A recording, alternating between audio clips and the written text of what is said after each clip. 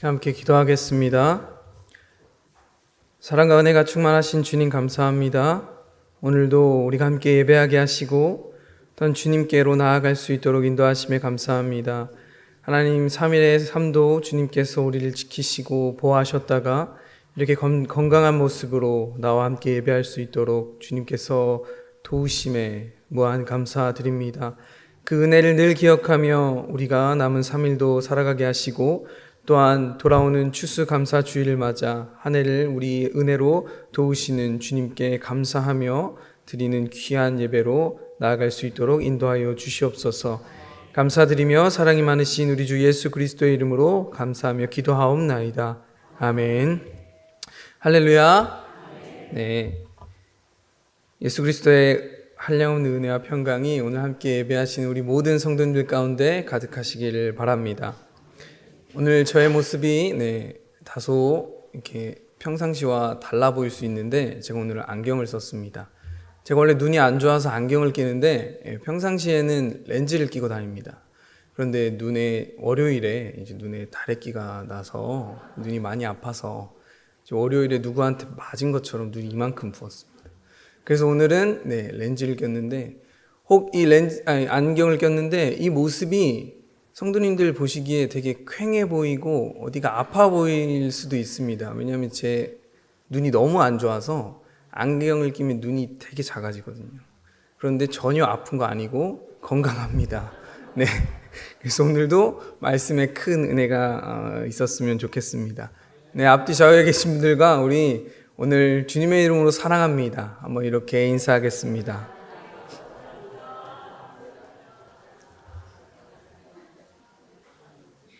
예, 오늘은 갈라디아서 6장 1절에서 2절 말씀을 통해서 짐을 서로 지라라는 말씀의 제목으로 은혜를 나누겠습니다. 바울은 율법을 통해 구원을 얻을 수 있다는 그 가르침은 거짓이며 잘못된 가르침이다라고 이야기합니다. 그런데 그렇다고 해서 율법이 결코 헛되거나 하나님의 약속과 반대되는 것이 아님을 또 당시 갈라디아 교인들에게 이야기합니다.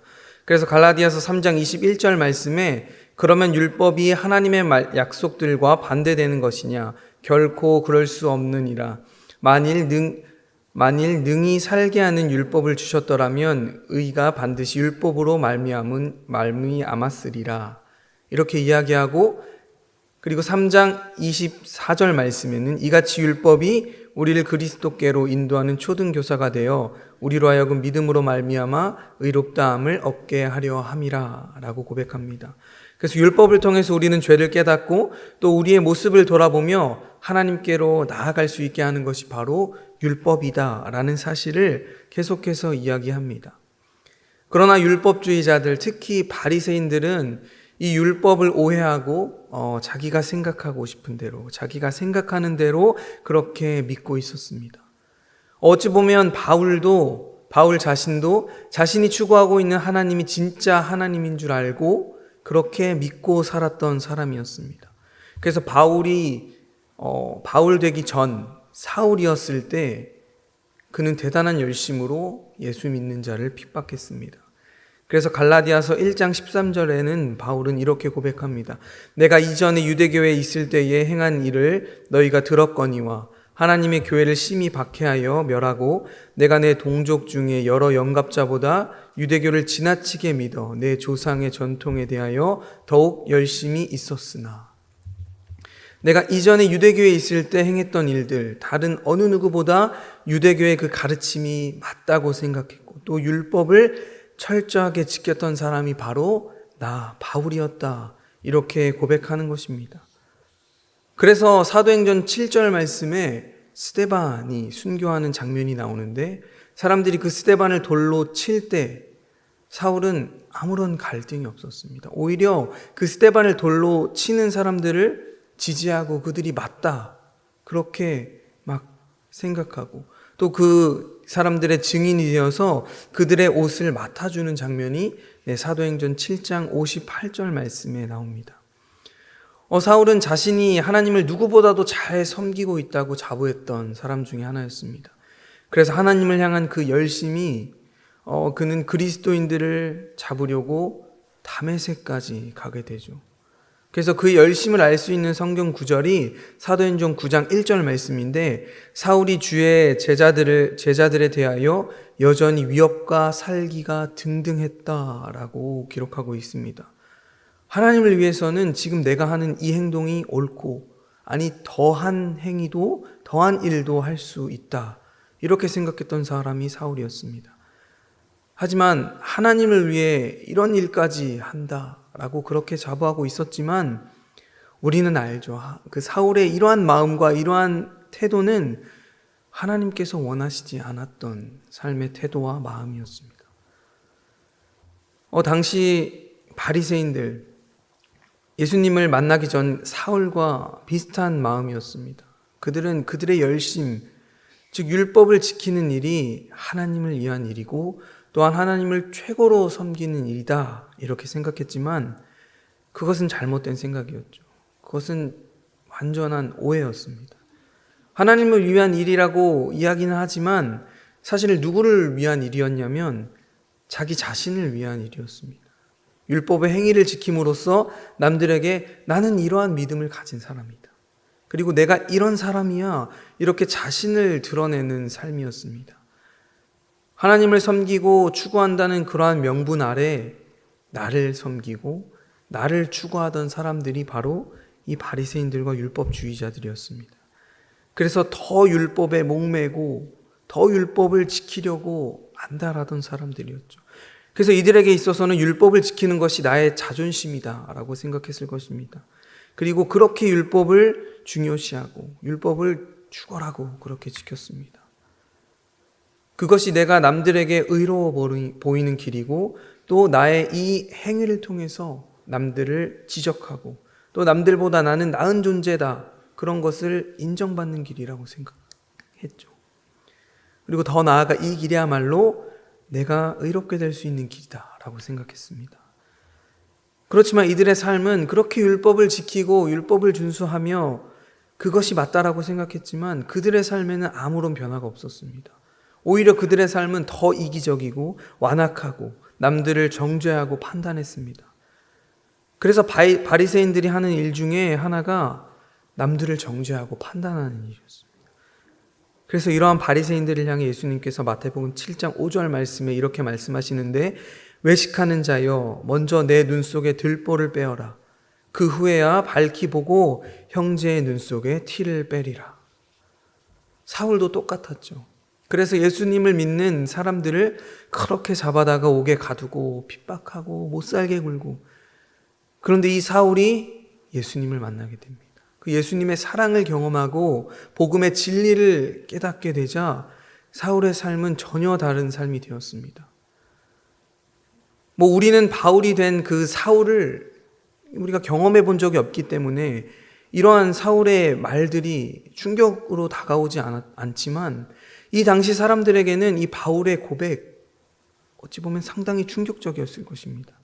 예수 믿는 자들을 그렇게 싫어하고 핍박하고 못살게 굴고 사랑이라고 하는 것을 모르는 사람이라고 여겼던 그러한 사람인데, 오늘 우리가 함께 읽은 갈라디아서 6장 1절 말씀에 바울이 고백하기를, 형제들아 사람이 만일 무슨 범죄한 일이 드러나거든 신령한 너희는 온유한 심령으로 그러한 자를 바로잡고 너 자신을 살펴보아 너도 시험을 받을까 두려워하라.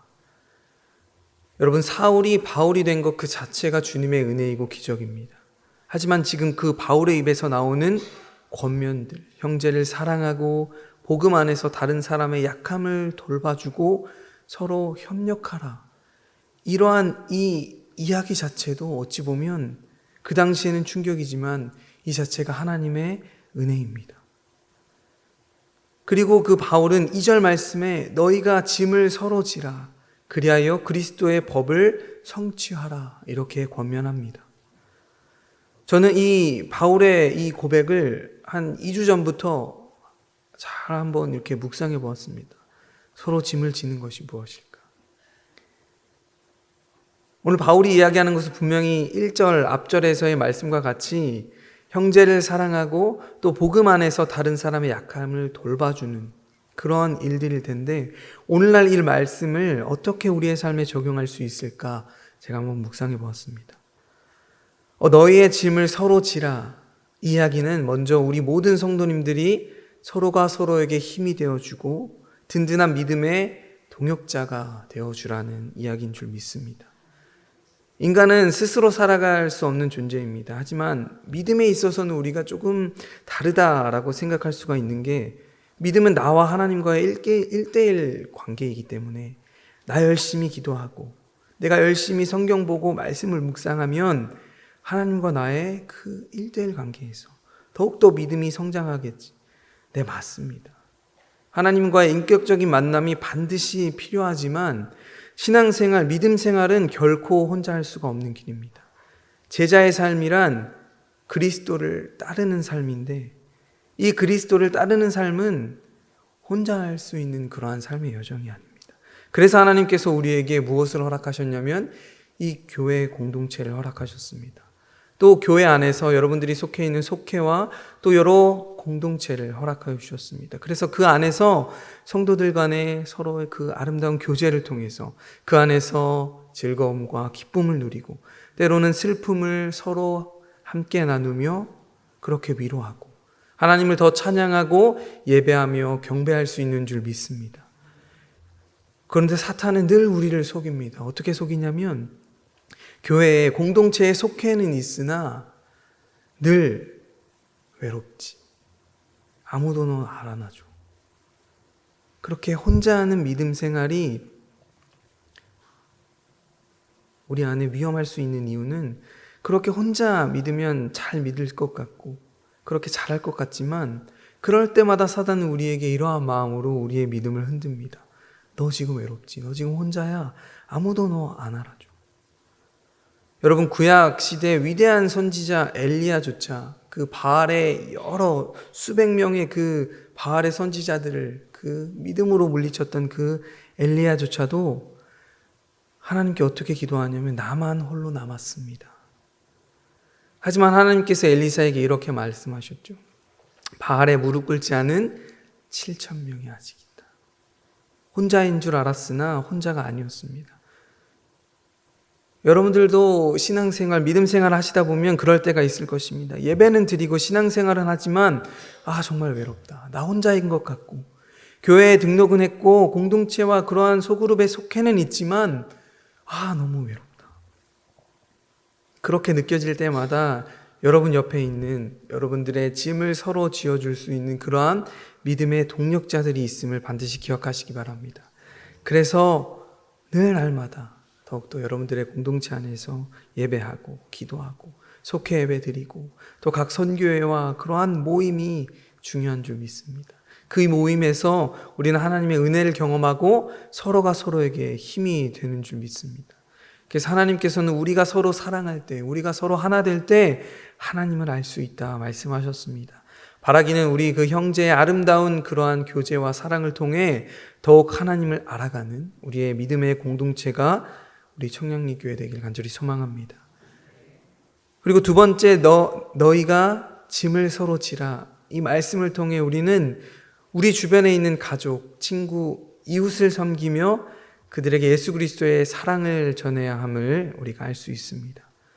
우리의 모습을 통해 믿지 않는 가족, 친구, 이웃에게 예수 그리스도를 볼 수 있게 하는 것이 우리의 사명인 줄 믿습니다. 사실 요즘 밖에 나가서 막 전도지를 나눠주고 전도하거나 지하철역 광장에서 막 예수천당 불신지옥 막 이렇게 외치고 전도한다고 해서 예수를 믿는 사람이 많아지는 시대는 아닙니다. 물론 하나님의 역사하심으로 하나님의 그 전도가 되는 경우도 있지만 요즘은 아주 극히 드문 일입니다.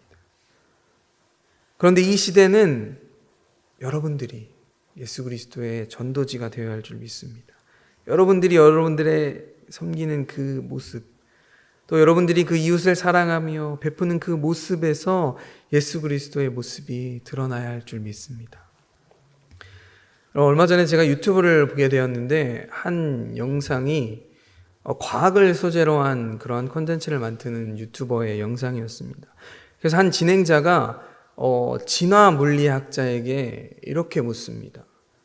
진화 생물학자니까 이제 막 생물이 진화하고 그렇게 발전하는 그러한 것들을 연구하는 그러한 학문인데, 그래서 우리 인간이 왜 존재하는지, 내가 여기 왜 있는지, 인류는 왜 여기 있는지, 이거에 대한 답을 찾으셨습니까? 이렇게 묻습니다.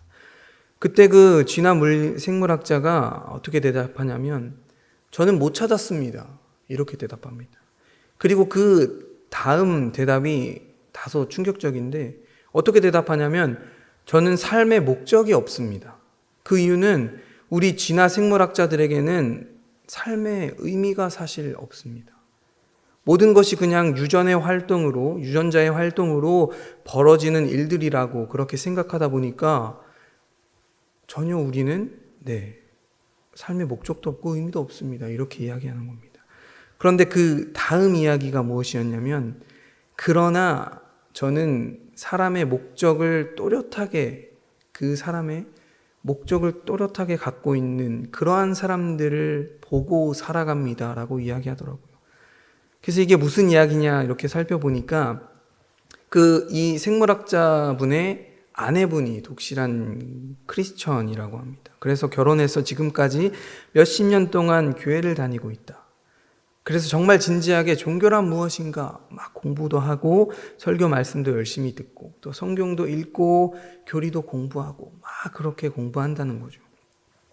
그런데 그분이 한 가지 확실한 것은, 그리스도인들은 너무너무 힘든 상황인데도 하나님을 붙잡고 때로는 너무 행복해 보이는 그런 모습을 볼 때, 저건 뭘까? 이렇게 생각을 하면서 그 사람들을 통해 감동을 받는다, 이런 이야기를 하더라고요. 제가 이 이야기를 듣는데 제 안에 잔잔한 감동이 있었습니다. 그 이유는 예수님을 믿으면 사실 다들 행복하고 꽃길만 걷기를 바라고 번성하고 형통하기를 바라는 것이 우리의 삶입니다. 하지만 우리의 인생이 그 뜻대로 되나요? 안 되죠. 힘들고 어렵고 때로는 고난의 연속, 광야와 같은 인생길을 걸어가야 하는 것이 우리의 믿음 생활입니다. 하지만 그 고난 속에서 우리는 주님께서 주시는 그 남다른 은혜를 받고, 그러면서 더 하나님을 붙잡고 그럼에도 감사하고 나아갑니다. 하지만 그 당시에는 너무나도 힘들어요. 그래서 내가 왜 이렇게 살아가야 하냐? 예수님, 이게 예수님의 믿는 길이 맞습니까? 막 이러한 생각이 들 때도 있지만, 오늘 이 이야기 속에서 저와 여러분들이 위로를 찾을 수 있는 것이, 우리의 그 믿음을 지켜가는 그 힘들고 어렵고 고난의 연속이지만 그럼에도 믿음을 붙잡고 하나님을 바라보며 감사를 고백하며 이기며 나아가는 그 모습을 통해서 누군가는 은혜를 발견한다는 것이죠. 나의 이 고난이 때로는 하나님의 그러한 은혜의 도구로 쓰임받는다는 생각을 하면 조금 더 그 고난과 역경을 감사로 이겨낼 수 있지 않을까요? 그래서 제 마음 가운데 그러한 잔잔한 감동이 있었습니다. 사랑하는 성도 여러분, 하나님께서는 우리의 가족, 이웃, 친구들을 사랑함으로 그들의 짐을 지기를 원하십니다. 예수님의 사랑을 전하는 저와 여러분들이 되어야 할 줄 믿습니다. 또 마지막으로 너희가 서로의 짐을 지라, 이 말씀을 통해 우리는 우리의 사랑이 원수까지도 사랑할 수 있는 그 사랑으로 확장되어야 한다는 것입니다. 우리가 예수 그리스도의 복음을 진리로 믿고 변화된 삶을 살아가야, 그 궁극적으로 이루어가야 할 삶의 목표와 방향은 무엇이냐면 원수까지도 사랑하고 축복할 수 있는 그러한 믿음입니다. 우리를 사랑하고 나를 좋아하는 사람은 얼마든지 사랑할 수 있습니다. 하지만 나를 싫어하고 내 원수 어떻게 사랑합니까? 하지만 예수님의 사랑을 깊이 묵상하고 경험한 사람이면 그 사랑을 실천할 수 있을 줄 믿습니다. 예수님께서는 그 원수 같은 나를 사랑해 주셨고, 그래서 내가 얼마나 큰 죄인인지 그 사실을 깨닫고 그 아는 만큼 우리는 하나님의 은혜와 사랑을 더 많이 경험할 수 있습니다. 여러분, 시편 109편은 다윗이 자신을 공격하는 이들에 대한 그 마음을 하나님께 올려드리는 기도입니다. 그 기도를 잘 읽어보면 표현이 다소 과격하고 굉장한 분노에 가득 차 있습니다. 그래서 시편 109편은 31절까지 있는데 1절부터 20절까지를 읽어보면 그 적들의 대가를 치르게 해달라고 다윗의 그 솔직한 심정으로 기도합니다. 그래서 어떤 표현도 있냐면 그의 자녀들이 고아가 되게 해두고, 그리고 그의 아내가 과부가 되게 해달라고, 그리고 그 자녀들이 구걸하고 황폐한 집에 살게 해달라고 그렇게 기도합니다. 다윗은 하나님께 자신의 모든 감정을 쏟아냅니다. 그리고 심판과 복수를 누구에게 맡기냐면 하나님께 맡깁니다. 그러한 결과가 무엇이냐면 시편 109편 21절 이하의 말씀을 보면 그 다윗의 저주와 그 복수의 기도가 어떻게 변하냐면 감사와 기쁨의 기도로 바뀝니다. 그래서 21절 말씀에는 그러나 주 여호와여 주의 이름으로 말미암아 나를 선대하소서, 주의 인자하심이 선하시오니 나를 건지소서, 이렇게 기도합니다. 처음에는 원수들에게 초점이 맞춰졌던 그 기도가 그럼에도 나를 사랑하시고 나를 인도하시는 그 하나님께 감사하는 그 감사의 기도로 바뀝니다. 사랑하는 성도 여러분, 사실 원수까지도 사랑할 수 있는 그러한 사랑은 우리의 인간의 힘, 우리의 노력으로는 불가능합니다. 사실 다윗도 얼마나 답답하면 이 109편 말씀처럼 기도했을까요? 그 원수들을 다 심판해달라고. 하지만 다윗은 하나님께 모든 것을 다 쏟아내고 맡깁니다. 그랬더니 하나님께서 그 다윗의 삶 가운데 말할 수 없는 평강과 소망을 주셨습니다. 그리고 하나님의 그 이름을 더욱더 높일 수 있도록 그의 마음을 변화시켜 주셨습니다. 그리고 그 마음으로 원수를 위해 기도할 수 있는 마음까지도 주신 줄 믿습니다. 하지만 쉽지 않습니다. 하지만 하나님께서는 하실 수 있습니다. 예수님께서 우리에게 보여주신 그 사랑이 바로 원수까지도 사랑하는 그러한 사랑인 줄 믿습니다. 그 사랑으로 우리를 사랑해 주셨던 것처럼 그 사랑을 우리가 정말 뜨겁게 경험한다면 우리가 그 사랑으로 우리의 원수까지도 사랑하게 될 줄 믿습니다. 오늘도 믿음 안에서 우리의 서로의 짐을 서로 지며 우리의 성도 간의 그러한 아름다운 교제를 통해, 그리고 또한 여러분들에게 속해 있는 이웃, 가정, 그리고 친구들, 여러분들의 그 모습을 통해 예수 그리스도의 삶을 전하고 예수 그리스도의 사랑을 전하고, 또한 우리의 사랑이 예수 그리스도의 그 충만한 사랑으로 인해 원수까지도 사랑하는 그러한 사랑이 되기를 주님의 이름으로 이 시간 간절히 축원합니다. 이 시간 함께 기도하도록 하겠습니다. 사랑해 주님 감사합니다. 오늘 말씀을 통해 우리의 마음을 돌아보게 하심에 감사합니다. 과연 내 마음의 중심에 주님을 모시고 있는지요? 늘 주님을 사랑한다고, 주님을 위해 살겠다고 그렇게 말하고 결심하며 나아가지만 믿음 없는 우리의 모습을 볼 때가 너무나도 많이 있습니다. 믿음으로 바로 서기보다는 남들에게 보여지는 모습에만 집중하여 가식적이고 형식적으로 변한 우리의 예배를 불쌍히 여겨 주시옵소서. 우리의 힘으로는 죄의 문제를 해결할 수 없기에 오늘도 주님께 나아갑니다. 주님을 의지합니다. 또한 마음을 다하여 회개합니다. 우리를 불쌍히 여겨주시고 우리만의 변화된 마음을, 새로운 심령을 허락하여 주셔서 믿음의 삶을 살아갈 수 있도록 인도하여 주시옵소서. 중심을 보시는 주님, 우리의 마음에 온전히 주님을 향한 사랑으로 가득할 수 있도록 인도하여 주셔서 오늘 바울이 고백했던 것처럼 우리의 생각과 제된 모습을 예수 그리스도와 함께 십자가에 못 박게 하여 주시옵소서. 그래서 이제는 예수 그리스도께서 내 안에 살아 역사하셔서 주님과 같이 생각하며 사랑으로 섬기며 살아가는 우리의 삶 될 수 있도록 인도하여 주시옵소서. 그렇게 행하실 주님을 기대합니다. 감사드리며 사랑이 많으신 우리 주 예수 그리스도의 이름으로 간절히 기도하옵나이다. 아멘.